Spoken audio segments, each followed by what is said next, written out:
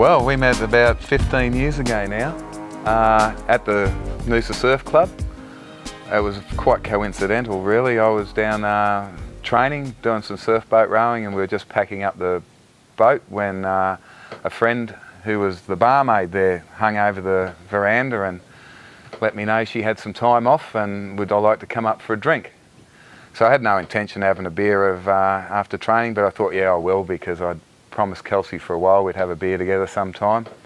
So after we'd finished packing up and I'd had my shower, walked into the club, and just as I was heading towards the bar, I saw quite an attractive woman that caught my eye. From behind? Right? From behind and sideways when you were walking out to the veranda.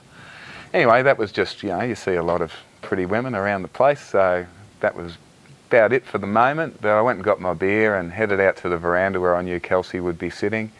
And she was there with a table of friends, and one of those friends was Melissa here.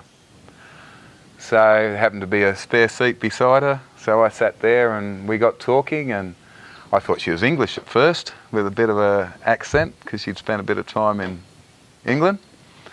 And when we established that she was a good Aussie girl, not that there was a problem with English girls. He was quizzing we had quite a conversation. I must admit I only said about 3 words to Kelsey on that when I was supposed to be having a drink with her, and talked with Melissa quite a bit.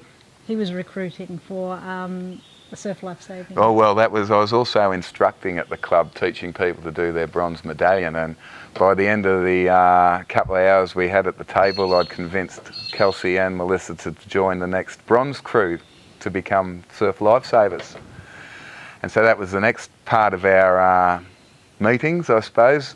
Every Wednesday night and Saturday morning we'd get together to do training as a whole group. There were, I think, about 15 people on that bronze crew. And generally it takes about 4 to 6 weeks from woe to go to teach them how to be surf lifesavers. But I've said this before, they were a reasonably incompetent group of trainees. I still can't swim. And it took about 12 weeks. And being the professional I am, as much as she'd caught my eye and I really dug Melissa, I'd made a pact with myself that I wouldn't ask her on a date until we'd finished the training, because I didn't want to see it as I was playing any favourites. So we did the whole 12 weeks, and in the end I said to the chief trainer, we've just got to put them through.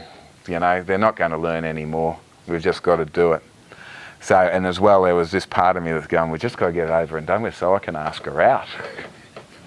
So we did the bronze, the assessment, and sadly Melissa was one of the ones I had to tell that, sorry, you didn't complete your swim in the time and you've been deemed non-competent and I can't give you your bronze medallion. But you are quite pretty. And then in the next breath I said, oh, and by the way, now I'm not your instructor anymore, do you want to go out for a date? And I do remember. And she said, what? A proper date? Not just a group of us for, to do some training or whatever. No, training's over. I said, a proper date, you and me. And so, yeah, that was my first date, I remember. And I also remember someone tried to pinch our table in the Coconut Club. Melissa George, the famous actor. Did we go to the Coconut Club? Yeah, we were at the Coconut Club and we were standing at one of the bars. I going to Magic of India. Oh, that was another date.